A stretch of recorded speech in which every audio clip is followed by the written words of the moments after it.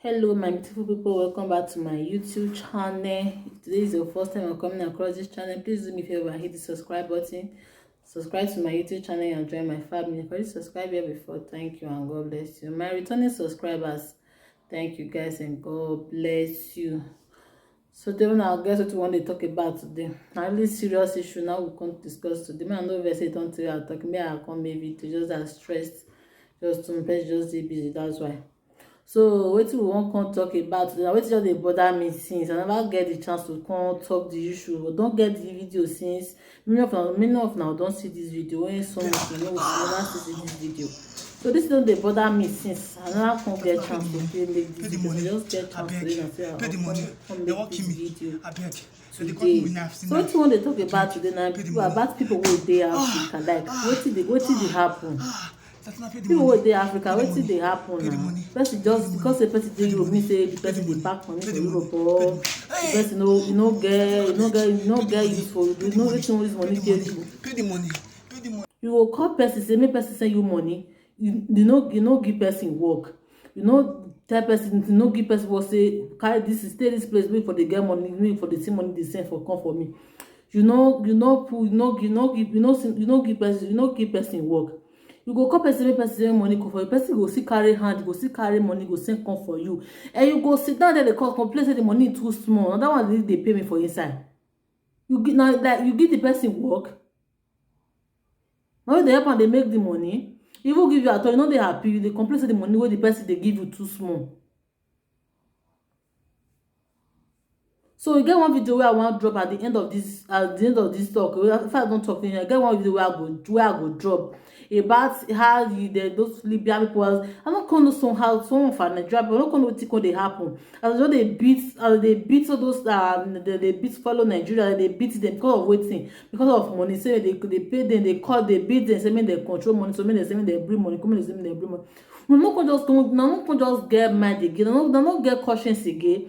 So the extent say they carry knife, they cut person, say make person bring money, come make person bring money, come.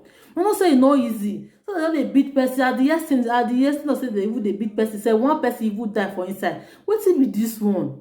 Wetin? If person say no get money, never say money take bring come for you. You need to calm down. You need to take am easy with the person. You beat and not come reach. Okay, normally this is after they beat person. Because person don't see money bring and they beat and beat and no, that one never come do reach. To the extent na come carry knife, they chuku for the person for body. I don't know where my conscience can't go. I don't know what to say. If this thing, if they do you, they go pay. Now what they now what life they do person. I don't just understand. I don't know what can they happen nowadays. Because the person they hold you money, never see money can't give you. Now it's make they okay, because if they starve them, they don't they give them food. That one never reach. Say they starve them, say never know they give them food. You can't see they beat them. That one never reach you. Because they carry knife, they cut their body. They use knife, they cut their body. I wish this video I just carry this video. I say make a show now where. But God, if I say me I carry the video, come out YouTube go block the video. Say me I no carry the music. I need to cover up some place for inside. But as not just see they behave nowadays, I not just understand. I not get cautious. I don't know. Just imagine some those people where they beat before they suffer for that place. So they'll come see manage one day and say they don't manage, they don't find solution, they don't do Europe. They don't find solution to reach Europe. You go see the Europe, person go say send me money, you go send money give the person go say complain say the money too small. Now so the one video wey fair dey trade for around that time I say one man fair beat one girl, so the yesterday say the girl go later die. Wetin dey happen? If person dey hold my mama dey take am easy with the person. No, as not tell them, so the people sit there. The people want to come find better how they will stay for how they will stay better their life. Some people for Africa, you go one come for us, go get the money, say if I don't so place, this money, send and come for me. When we give them person say, if I don't so place, send and come for me. The person come use the money, could take doing own. You couldn't make the person suffer for Libya. They will give you and say, okay, this money help me hold on. If I don't so place, I will ask for this money. The money would have made the same help, make help the person hold. If the person couldn't ask for the money, the Lord will see now again. So we can't go change their line. The person, if that person where you suffer today, I don't know. I want to explain Asha.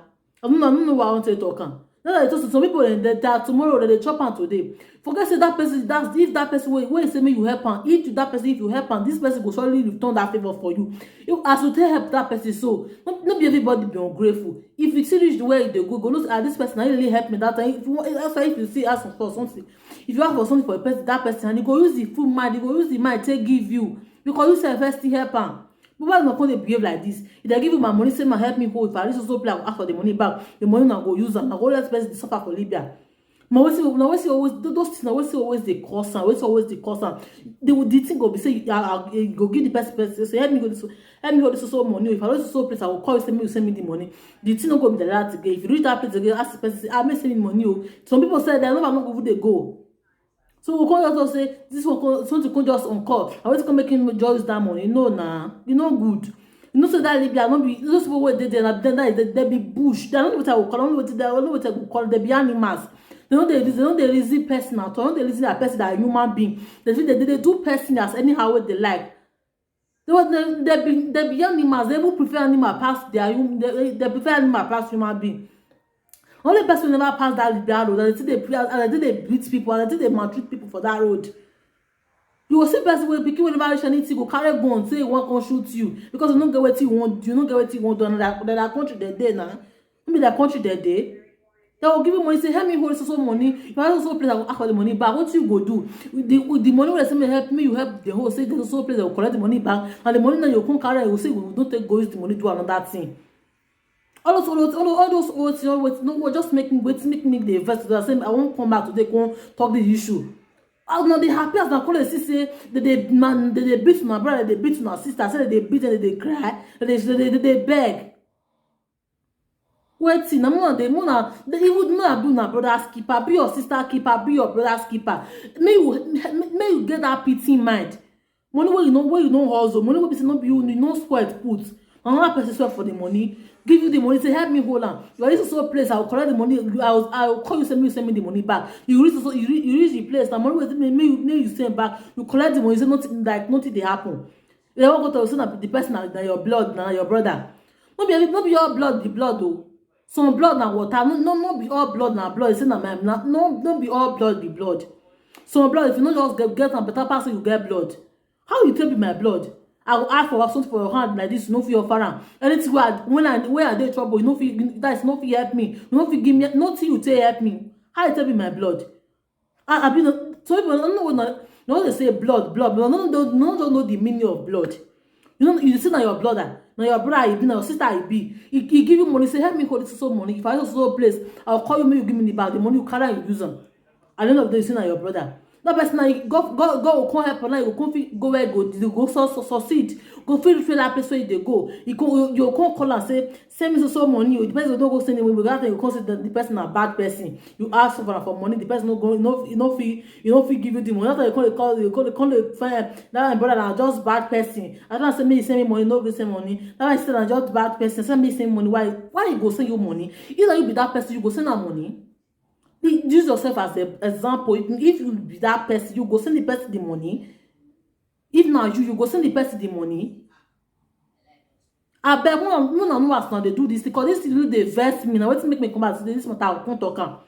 If they vex me, you go carry money give person where you know give and work. Person where no be say you know give and work. The person go give you money, you see they complain say the money too small. Person be say when you even date in Nigeria, they never give you shishi. They never give you 1 naira. 1 naira. They never give you 5 naira. Nice small pass. They never give you. No carry for them will call you say you they want so money, they want money, or you can't carry money, you can't go give them. They will see they complain say the money too small. No they suffer for Europe. No one suffer a day for Europe. No one suffer a day for Europe. Guys, just to survive. Some people they sleep on streets. For this Europe where we dey, so some people they sleep on streets. No say it's for Europe. Say Europe na just the promised land. This one day Europe. Nah lie yo. Some people they sleep for road streets. Some people say they don't pursue for car. They don't get what they want to die. They don't get what they want to do. They don't get brother for it. They don't get stuff for it. They don't even get money. They don't get how to survive. They sleep for streets for Europe. First go carry money, can't give you. Say me you help us carry this money. Carry money give you. You see they complain say the money too small. Now you help the person earn the money. Now you get now you work put on your sweat. Person go give you money, go dey complain say the money no money too small, money not too small. For this dreaming way, so not many people don't die because say they give them to say that they run up and that mean they say one for stay. So people they from one step they fall, some go break leg, some go break hand, just for them to survive. Mean like see where they stay. I see one video that time say the person they now for on top of tree now they sleep. Why? Because the police they find up and down, they give and do. Just for me for see where one for sleep now on top of tree now they sleep. That person they one color they will say the day Europe. This is everybody where they talk to the Europe now they Europe. You were some people where they wait in Nigeria, better pass people where they Europe. May I just tell you so. Some people say that they Nigeria, at least you Nigeria, seafood they eat now. You get accommodation, you get anything, everything you want. Even though you know the seafood they eat, like you not go black as it be for here. At least you must see person say me you meet say at least anyhow now. You not be like that for here. Like you not be like that for this place where we dey so. You cause the person dey Europe. Say the person dey Europe. You don't use the person sense anyhow. You person go send you money say take you say complete say the money too small. You know the money not too small. Those one will talk now. Waiting make me come out say I want to talk because my next video now I will talk about we be say person go give una money say help me take this one for us the money you carry and use am. I don't go talk about that one for this video because I say I call talk about all those ones. Now this video too long and I don't want to make this video too long. I beg nobody dey first help person dey earn money for here. If person give you money even na $100 person give you I appreciate am. Wetin una wey dey Nigeria let me tell una one something. Una wey dey Nigeria that is the clothes wey una dey wear. The time you say this person if you that is the expensive weave, the expensive clothes wey una dey wear. We wear the Europe like this, we no dey wear like that too. We no dey wear like that. When you go come wear clothes for finish you go come reach out you come talk say you just go Europe no get wetin you fit achieve. You say you just go Europe nothing achieve. Nothing you no get anything wey go Europe go achieve. Wetin una dey do for Nigeria that money wey you borrow dey carry come for and say you want use this money take buy something. We no dey borrow use that money take buy anything. How go take the money take buy am? They will just say na money they will still dey complain say na the money wey they carry give me too small. The money wey they don't give me too. Now you help the person earn the money. Now you help the person earn the money. Wanna be careful oh. Now the person go say na money fit na complain say the money too small, the money not too small. No know as today. No as today. So if person give you ₦1, since that money not be you earn, not be your sweat. You need to appreciate that person will give you that money. Tell that person say thank you. Tell them say thank you. Imagine the person go give you money, the person will give you money because of the money where that person give you no reach out what you be they expect. Because that way no will call the person, tell the person say thank you. Like seriously, now you let the person earn the money. Now you get the money. You know, tell the person thank you. Even God self, even God is now God. If you do something for us, if you like me, we appreciate and me with the thank and say, God, thank you. That's why I go like to do more. Talk about us say we be human being, we go do something. Person go give you something like this. You know, we'll call and say, make you know, we tell the person say, make you tell the person appreciation, say thank you. How you expect me that person to do something for you? If that person consider that no can give something for you, that person don't be bad person, no. That person don't turn to bad person. That if you don't because you can ask for something. For another no come give that person go turn to bad some person though, and they go come see name to call that person. Because that time when he give you, you know fit tell and say thank you. That person go give something, no tell person thank you. Another day you will see get liver, get born, still come back. Another day say want to go ask person for say ask some person for something again. Now you got the money, you know the person they sustain for you, know the person they survive for you. Don't just say me no come laugh say the laugh person last time. No person know how wetin they do me say me no come laugh from last. Person go come suffer say because you know see carry man say me will appreciate that person. This complaint no be once, no be two times, no dey see and that's why I come back come talk this issue today. So my people, now I will draw this video today because I don't make this video too long. If today is your first time say they see this my video, don't forget to hit the subscribe button, make you turn on the bell notification. So that later when I upload a new video, we will notify. Thank you my people. I will for the end video today. Thank you and God bless you. I will see you now for my next video. Bye.